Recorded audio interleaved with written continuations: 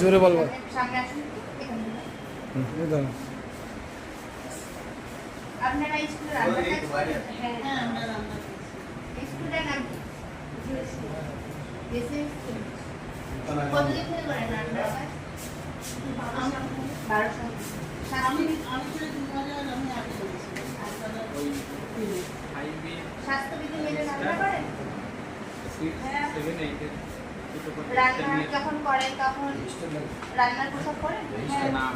বাচ্চারা খাবার আগে খাবার পরে হাত ধোয়? হ্যাঁ। চালের গুণগত মান ভালো? হ্যাঁ চলেন। মশলাপাতি সবকিছু আমাদের সবকিছুই ভালো। শিশুরা বসে খায় না কিভাবে খায়? বসে খাই, বসার জায়গা আছে। আপনারা ঠিকঠাক ভাতা পান? হ্যাঁ আমরা ঠিকঠাক ভাবে করি। তবে পুজোর ছুটি 10 মাসের ভাতা পান?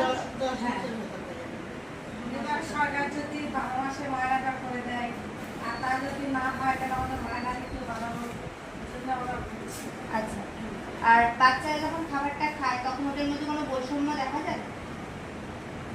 মানে জাতি ভেদাভেদ না না ওসব আমাদের সব হয় না। সবাই মিলেমিশে সবাই খায়? মিলে। যে এর ছোঁয়া খাবো না না, না, বা না। এরকম না। সবাই মনে মিলেমিশে খায়। সবজি যেগুলো কাটে ওগুলো হ্যাঁ সবাই ভালো তো করে খায়। ধুয়ে পরিষ্কার করে কাটবো। রান্নার দিকটা হলো সব ভালো। রান্নার গুণগত মান ভালো? খুবই ভালো। আমাদের স্কুলের নাম করা আবার যে খায় সেই নাম।